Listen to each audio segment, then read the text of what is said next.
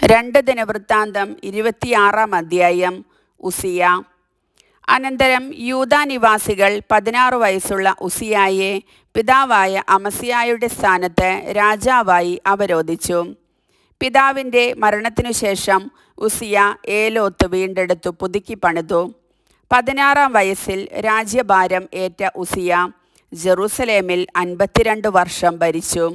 അവൻ്റെ അമ്മ ജെറുസലേംകാരി യെക്കോലിയ ആയിരുന്നു. തൻ്റെ പിതാവായ അമസ്യായെ പോലെ അവനും കർത്താവിൻ്റെ മുൻപിൽ നീതി പ്രവർത്തിച്ചു. തന്നെ ദൈവഭക്തി അഭ്യസിപ്പിച്ച സഖറിയ ജീവിച്ചിരുന്നിടത്തോളം കാലം അവൻ ദൈവത്തെ അന്വേഷിക്കുന്നതിൽ ശ്രദ്ധാലുവായിരുന്നു. കർത്താവിനെ അന്വേഷിച്ച കാലമത്രയും ദൈവം അവന് ഐശ്വര്യം നൽകി. ഉസിയ ഫിലിസ്ത്യർക്കെതിരെ യുദ്ധത്തിന് പുറപ്പെട്ടു. ഗത്ത്, യാബ്നെ, അഷ്ദോദ് എന്നീ പട്ടണങ്ങളുടെ മതിലുകൾ തകർത്തു. അഷ്ദോദിലും മറ്റു ചില ഫിലിസ്ത്യ പ്രദേശങ്ങളിലും പട്ടണങ്ങൾ പണിതു.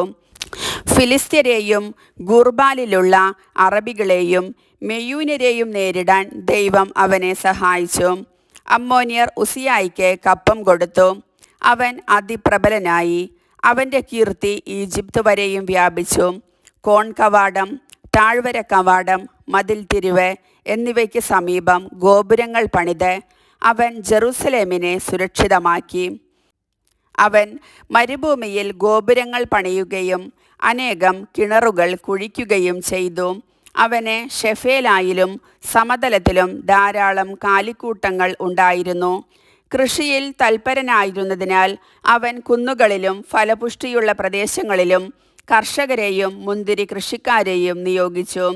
രാജാവിൻ്റെ സേനാധിപന്മാരിൽ ഒരുവനായ ഹനനിയായുടെ നിർദ്ദേശമനുസരിച്ച് കാര്യവിചാരകനായ ജയിയേലും രാജസേവകനായ മാസയായും തയ്യാറാക്കിയ കണക്കിൻപടി ഉസിയായിക്ക് യുദ്ധശേഷിയുള്ള അനേക ഗണങ്ങളടങ്ങിയ സൈന്യം ഉണ്ടായിരുന്നു.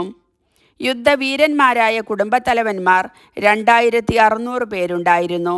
അവരുടെ കീഴിൽ രാജാവിനു വേണ്ടി ശത്രുക്കളോട് പൊരുതാൻ കഴിവുറ്റ 3,07,500 പടയാളികളുമുണ്ടായിരുന്നു. ഉസിയ തൻ്റെ ഭടന്മാർക്കു വേണ്ടി പരിച, കുന്തം, പടത്തൊപ്പി, പടച്ചട്ട, വില്ല്, കവിണക്കല്ല് എന്നിവ സജ്ജമാക്കി. അമ്പും വലിയ കല്ലുകളും പ്രയോഗിക്കുന്നതിനായി ജെറുസലേമിലെ ഗോപുരങ്ങളിലും മതിലിൻ്റെ കോണുകളിലും വിദഗ്ധന്മാരെ കൊണ്ട് യന്ത്രങ്ങൾ തീർപ്പിച്ചു. ദൈവം അത്ഭുതകരമാം വിധം സഹായിച്ചതിനാൽ അവൻ പ്രാബല്യം നേടി. അവൻ്റെ കീർത്തി വിദൂരങ്ങളിലും പരന്നു. പ്രാബല്യം നേടിയപ്പോൾ അവൻ അഹങ്കാരപ്രമത്തനായി തീർന്നു. അത് അവനെ നാശത്തിലേക്ക് നയിച്ചു. തൻ്റെ ദൈവമായ കർത്താവിനോട് അവൻ അവിശ്വസ്തത കാണിച്ചു. ധൂപപീഠത്തിൽ ധൂപം അർപ്പിക്കാൻ കർത്താവിൻ്റെ ആലയത്തിൽ പ്രവേശിച്ചു. കരുത്തന്മാരായ 80 പുരോഹിതന്മാരോട് കൂടി അസറിയ പുരോഹിതൻ അവൻ്റെ പിന്നാലെ ചെന്നു. ഉസിയായെ തടഞ്ഞുകൊണ്ട് അവൻ പറഞ്ഞു, ഉസിയ, നീയല്ല കർത്താവിന് ധൂപം അർപ്പിക്കേണ്ടത്. അഹറോൻ്റെ പുത്രന്മാരും ധൂപാർപ്പണത്തിന് പ്രത്യേകം നിയോഗിക്കപ്പെട്ടവരുമായ പുരോഹിതന്മാരാണ്. വിശുദ്ധ സ്ഥലത്തുനിന്ന് പുറത്തു കടക്കൂ. നീ ചെയ്തത് തെറ്റാണ്. ഇത് ദൈവമായ കർത്താവിൻ്റെ മുൻപാകെ നിനക്ക് മഹത്വം നൽകുകയില്ല. ഉസിയ കുപിതനായി.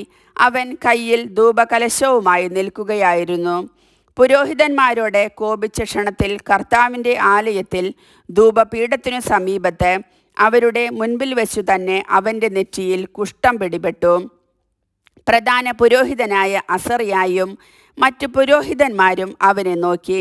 അതാ അവൻ്റെ നെറ്റിയിൽ കുഷ്ഠം. അവനെ അവർ ഉടനെ പുറത്താക്കി. കർത്താവ് ശിക്ഷിച്ചതിനാൽ പുറത്തു പോകാൻ അവൻ തിടുക്കം കൂട്ടി. മരിക്കുന്നതുവരെ ഉസിയ രാജാവ് കുഷ്ഠരോഗിയായി കഴിഞ്ഞു. കുഷ്ഠരോഗി എന്ന നിലയിൽ ദേവാലയത്തിൽ പ്രവേശനം നിഷേധിക്കപ്പെട്ട് അവൻ ഒരു പ്രത്യേക വസതിയിൽ കഴിഞ്ഞു.